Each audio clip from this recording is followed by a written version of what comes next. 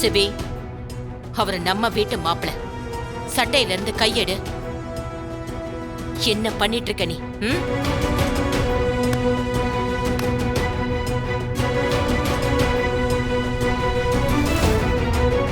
ஜானு, நீயே கேளு.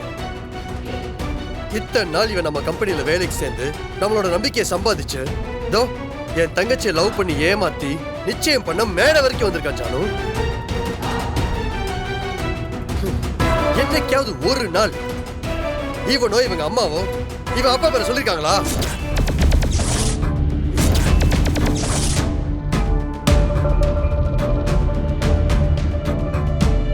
ஏன் சொல்லல? நீயே கேளு ஜானு.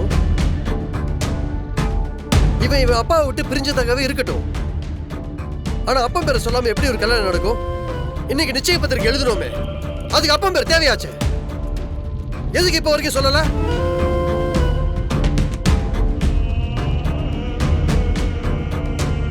மேடம், நீங்க சொல்லுங்க மேடம்.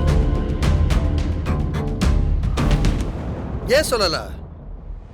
சொல்ல மாட்டீங்கல்ல?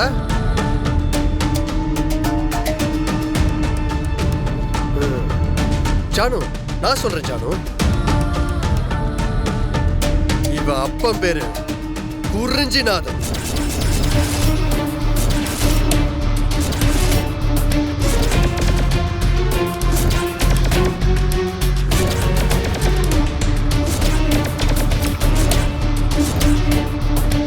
ஜனமா, நீங்க அந்த ஆளோட சம்பந்தப்பட்டவங்கன்னு தெரிஞ்சிருந்தா நான் உங்க பக்கமே வந்திருக்க மாட்டேன்.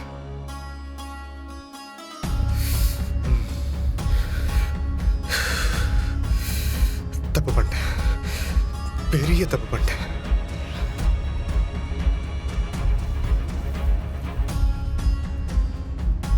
வர்ஷினி, சாரி வர்ஷினி, என்ன மன்னிச்சிரு. நீ யாருன்னு தெரியாம நான் உன்னை லவ் பண்ணிட்டேன்.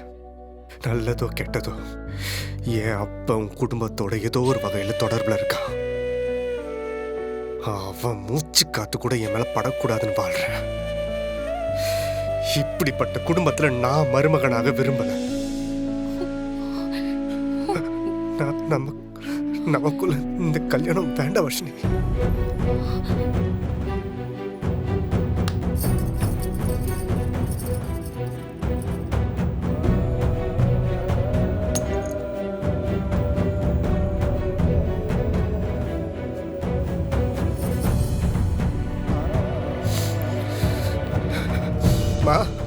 கிளம்பலாம்.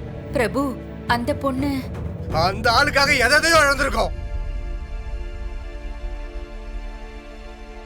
காதல் இழக்க மாட்டா போலாமா? மன்னிச்சிருங்க ஜனமா, மன்னிச்சிருங்க. சபையில் இருக்கிறவங்க அத்தனை பேர்கிட்டயும் நான் பகிரங்கமா மன்னிப்பு கேட்டுக்கிறேன். என்ன மன்னிச்சிருங்க.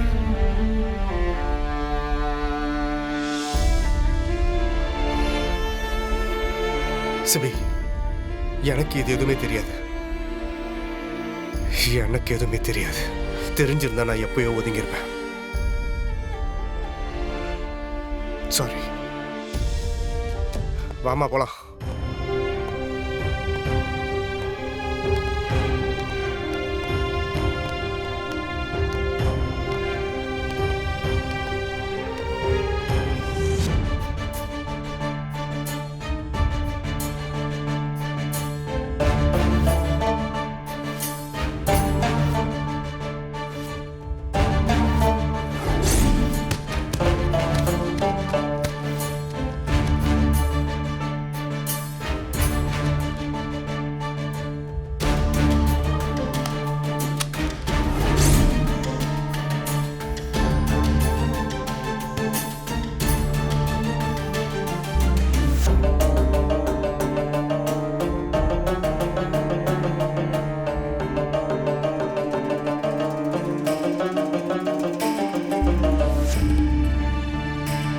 ஜனமா,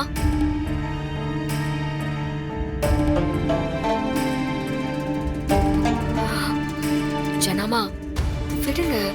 அதான் நிச்சயத்துக்கு முன்னாடி நாம இதை தடுத்து நிப்பாட்டிட்டோமே. நமக்கு வந்த ஆபத்து தான் விலைக்கு போயிருச்சு. இந்த வீட்ல எல்லாருமே இப்படி உடைஞ்சு போயிருந்தா நல்லாவே இல்ல ஜனாமா. ஜனாமா, எழுந்திருச்சு வாங்க ஜனாமா, எல்லார்கிட்டயும் பேசுங்க.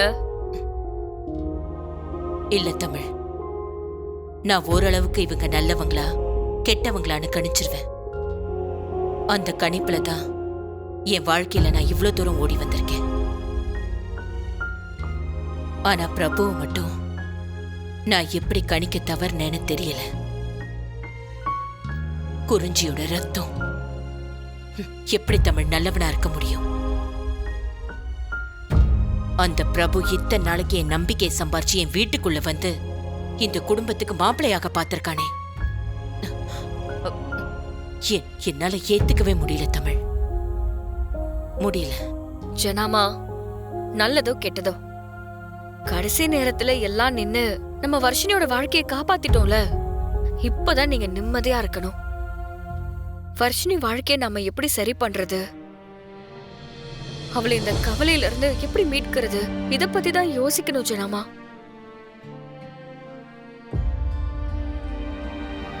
பாத்துக்க மீனா, உனக்கு ஒரு பிரச்சனைனா உன் அண்ணன் புள்ளதான் முன்ன வந்து நிக்கிறான். அவனுக்கு தான் துடிக்குது. இதுதான் ரத்த பந்தோங்கிறது.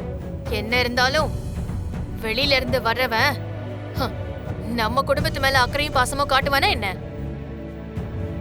அந்த காலத்துல ஒரு பழமொழி சொல்லுவாங்க, வனத்துக்கு போனாலும் எண்ணத்தோட போகணும்னு. கடைசியில இப்ப அதுதான் உண்மையாயிடுச்சு பாத்தியா? அத்தை, அந்த போனை முதல்ல சைலண்ட்ல போடுங்க அத்தை.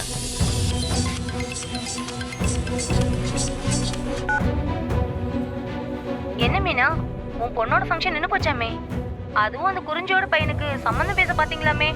உனக்கு போய் இப்படி நடக்கணும்னு நான் எதிர்பார்க்கவே இல்ல. உனக்கு ரொம்ப கஷ்டமா இருக்கும்ல.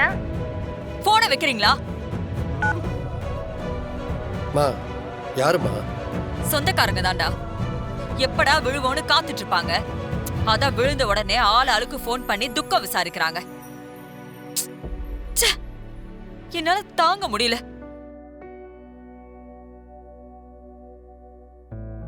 இந்த அவமானத்துல இருந்து நம்ம எப்படி மீண்டு வர போறோமோ? மா, போனை முதல்ல சுவிட்ச் ஆஃப் பண்ணுமா. அவங்களுக்குலாம் வேற வேலையே இல்லை.